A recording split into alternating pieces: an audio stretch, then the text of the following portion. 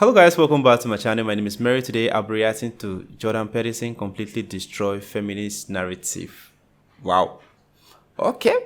Well, I've been reacting to Jordan Peterson for quite some time now, and I love seeing him on stage, answering some of these important questions that we all need to ask, because there's some questions that we just try to shy away from. We don't want to just get involved in it, and I love how he's tackling those questions, even if sometimes a lot of people don't agree with him. But such is life. Everyone don't need to see your point of view. So that's my idea of the patriarchy, which is a system of male dominance of society. Yeah, but that's not my sense of the patriarchy. So what's yours? Well, in what sense is our society male-dominated?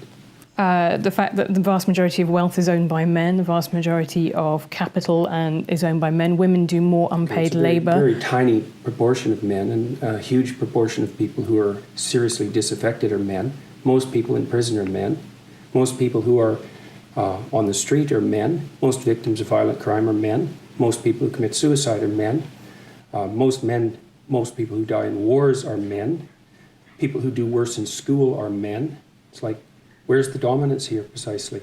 What you're doing is you're taking a tiny substrata of hyper-successful men and using that to represent the entire structure of Western society. There's nothing about that that's vaguely appropriate. But I could say equally well that most rape victims are women. Terrible things happen to people of both sexes. And you could say that with perfect utility, but that doesn't provide any evidence for the existence of a male-dominated patriarchy. Well, it just means that terrible things happen to both genders, which they certainly do. But there are almost no women who rape men, for example. So that is an asymmetry there in sexual violence. Well, yes, there's an asymmetry in all sorts of places, but that doesn't mean that Western culture is a male-dominated patriarchy. The fact that there are asymmetries has nothing to do with your basic argument.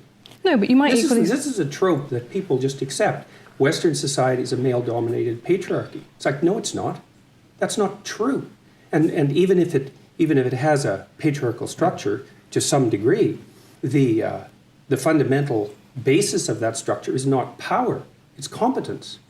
That's why our society works. It's only when a structure degenerates into tyranny that the fundamental relationships between people become dependent on power.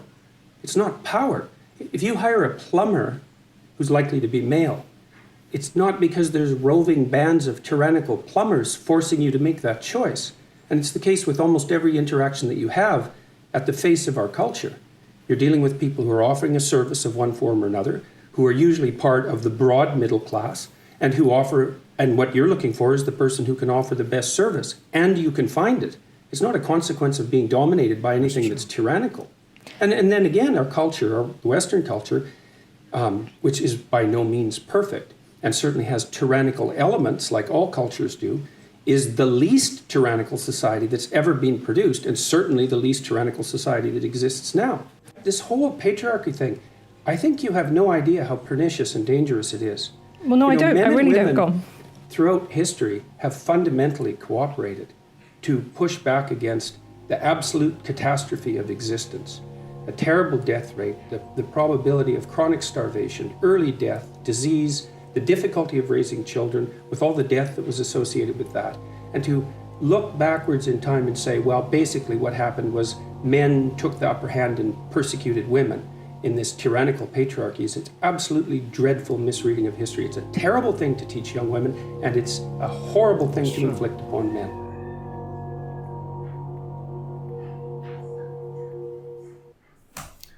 Well, like I said before, I love his point of view, when it comes to feminism. I love how he says things, because the world is an open space. There is no one limiting any gender to what they can do. If you feel a guy has been given the upper hand to do this, mobilize women, train them into that field. Okay, I believe what a man can do, a woman can also do. Okay, if they're willing to do it, you don't have to keep on saying it that, okay, they don't allow us to do this, they don't allow us to do this. I've seen film where the CEO are ladies. You see, they are the top people in the firm. They are all ladies.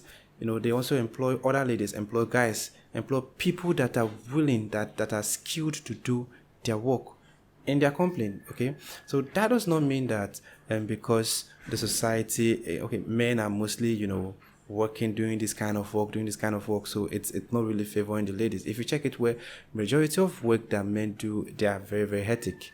Like what he said, majority of people that are in prison are men, majority of people that are in the streets are men. Majority of people that drop out from school, they are men, and so many other things. But still, they still strive, to do more. So no one is limiting anybody. No one is telling you, okay, don't do this, or you do this as a lady, you won't get this pay because you're a lady. I know sometimes it's frustrating, let's say employing a woman into your firm and she become pregnant. Now she has to go for leave. And after the leave, she has to come back, and your company will be lacking behind. But that does not mean they are less needed. There are some work in the office that it is required for a lady to do it because of how appealing they are, because of how approachable they are. And there are some work that it's normal for you guys to do because of the how hectic the work is. So that's just it. It's not like this gender is more superior, this gender supposed to do this, or you are limiting a certain gender from getting to certain work because of. No, we are all free. It's an open world, like I said before. So we are free to apply for work. We are free to do the work. So long as you can do it and do it perfectly well, no one is stopping you. If you feel they are stopping you, then create the job for yourself. Okay? Go out there, save money. Sometimes I see people working for other people for some time just to raise capital to start up their own firm. If that is what you want to do, or you want to go into this business and you're not getting it, do something else, save up money and start up the business for yourself. It's normal. You are in charge of it. No one is going to tell you because you're a lady you can't do it. I like the idea of feminism. You see, the fact that male and female want to be seen and respected equally. They want to work and be paid equally. But deep down, I don't think anyone is stopping anybody from getting paid the way you're supposed to. I remember, a few years back, women were not allowed to vote, and I love the fact that now they can vote because they deserve it. We are living in a country where they have their say. They have the rights to decide who will lead them. And you see, when you check out politics that women do, they actually do it with a whole lot of passion, because you see, they are mothers, and when you give them a certain position to take care of, they do it with emotion. They make sure things are working in place. So I don't see any reason why anyone's stopping women for being who they are. When you say something or complain about something, work towards it.